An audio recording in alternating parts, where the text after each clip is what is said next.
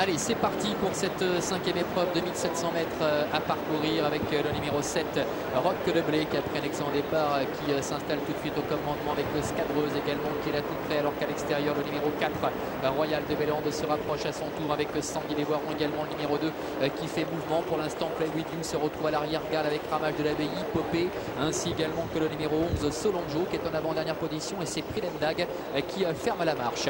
Et il se dirige ainsi vers le bout de la ligne en face avec Sandy Lévoiron au centre, qui a l'avantage avec le long de la corde, le numéro 4, Royal de Bélande, tous les deux qui contrôlent la situation avec Scabreuse qui est à la corde, qui rétrograde un tout petit peu d'ailleurs. Scabreuse le numéro 1 qui essaie de se rééquilibrer, puis Rescator Maybe qui vient très vite maintenant à l'extérieur, à la hauteur du numéro 7, Roch de Blé. Notons également que le numéro 3, Roxane des Mages, est au contact des premiers, que le numéro 5, Carsoluchen également, qui est en 6-7e position. Notons que le favori, le numéro 14, Roch d'Alouette, se rapproche quelque peu au centre, au galop à l'arrière-garde. Il s'agit du numéro 9, Prilemdag. Faute également du numéro 5, Carsoluchen, qui rétrograde.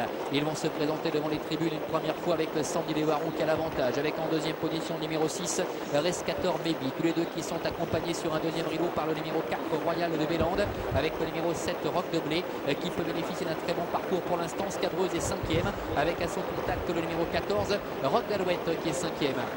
Notons que le numéro 3, Roxane des Mages, est à mi-peloton, devant encore le 13, Ramage de l'Abbaye, avec le numéro 10, Quart de Cidre, qui est accompagné par le numéro 12, Popé. À l'arrière-garde se retrouvent les concurrents comme Play With You, avec également Prilemdag, ainsi que le numéro 11, Solonjo. Le tournant des écuries avec le numéro 2, Sandy Lévoiron, qui contrôle la situation avec Quentin Sètre.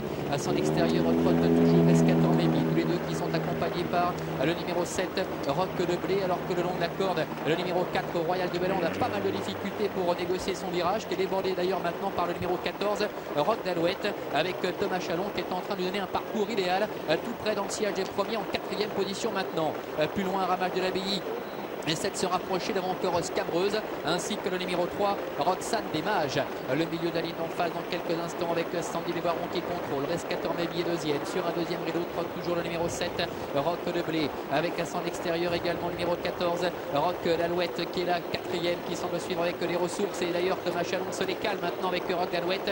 Le numéro 4, 14, qui vient très très vite maintenant, mais devant Sandy Lévoiron qui n'a pas forcément imprimé un train très très soutenu, contrôle aisément la situation, et Thomas Chalon a pu reprendre son sillage avec Roch d'Alouette. Ramage de l'Abbaye qui s'annonce maintenant également, passe en 3e position. Roch de Blé est 4e, avec également le numéro 10, Quart de Cidre, qui est en 5e position.